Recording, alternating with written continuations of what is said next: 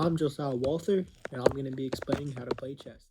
Each player begins with 16 pieces: 1 king, 1 queen, 2 rooks, 2 knights, 2 bishops, and 8 pawns. The queen being the strongest and the pawn being the weakest. All 16 pieces move differently, so now I'm going to explain all their movement. Let's start off with the pawn. In this picture, you can see it can only move forwards, but on its first move, it can move 2 or 1 space forward. The pawn captures diagonally, so if there's a piece diagonal from you, you can take it. There's actually also a secret move for pawns called en passant. Let's go on to the rook. The rook can move anywhere from vertical or horizontal, and if there's a piece in its way, it can capture.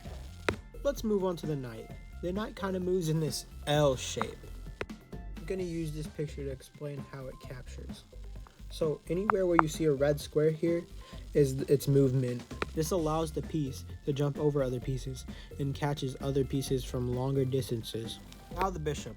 The bishop can move diagonal anywhere, and if there's a piece in one of these diagonals, it can capture. Let's move on to the queen.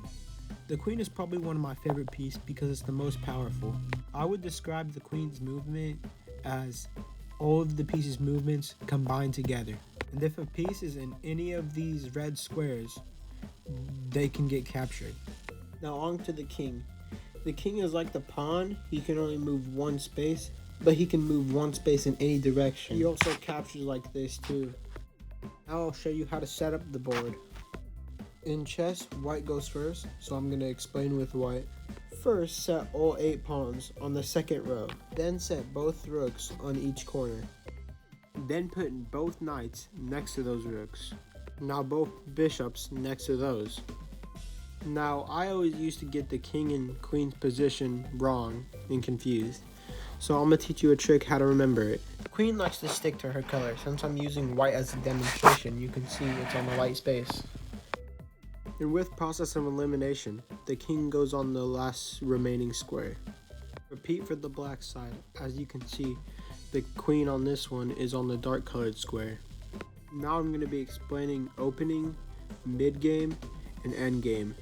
An opening is like the first couple moves that get the game started. When I ask people about mid-game, everybody seems to have different opinions about it.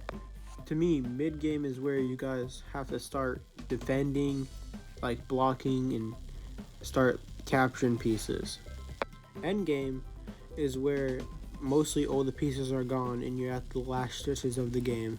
And to win the game, you have to put them in a position where they can't move. Now you know the basics of chess. Thanks for watching.